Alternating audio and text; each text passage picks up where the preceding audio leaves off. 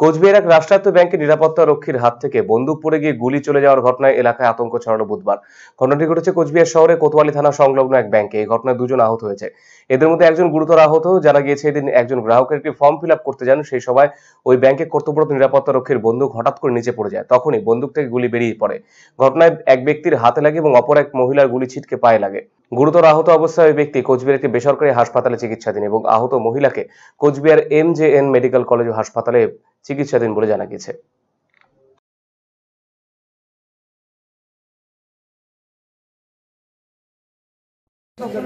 বন্দুকটা হাত থেকে পড়ে ফায়ার হয়ে গেছে আমার পায়ে লাগে, তারপরে আবার ওই ব্যাংকের স্টাফে হাতের মধ্যে লাগছে। একজনের হাতে লাগছে, আপনার পায়ে লাগছে? আমার হাজবেন্ডের অল্প। কোন ব্যাংক ওটা? Union bank. যে গানমান ডিউটি অবস্থায় ফর্ম ফিল আপ করছিল, ওই সময় ওনার কাছ থেকে গানটা পড়ে যায়। পড়ে যাওয়ার পরে ওখান থেকে ফায়ার হয়ে গেছে। ফায়ার হওয়ার পরে ওখানে গুলোটা ছিটকে গিয়ে কাস্টমারের হাতের মধ্যে লেগে গেছে, মার্সেলের মধ্যে। এই মতো কতজন আহত রয়েছে? একজনই ওনার খালি মার্সেলের মধ্যে ছিটকে গিয়ে বুলেটটা পড়েছে। যে আপনাদের সিকিউরিটি গার্ড এসে এখন কোথায় আছে?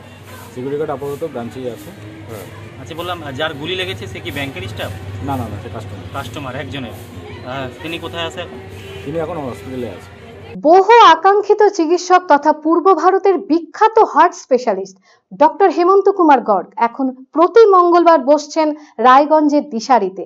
শিশু সহ যে কোনো বয়সের রোগীদের হার্ট সংক্রান্ত যে কোনো সমস্যায় আজই যোগাযোগ করুন রায়গঞ্জ উকিলপাড়া স্থিত দিশারি হেলথ কেয়ারে। ফোন নাম্বার 7477785509 ও 7477785512।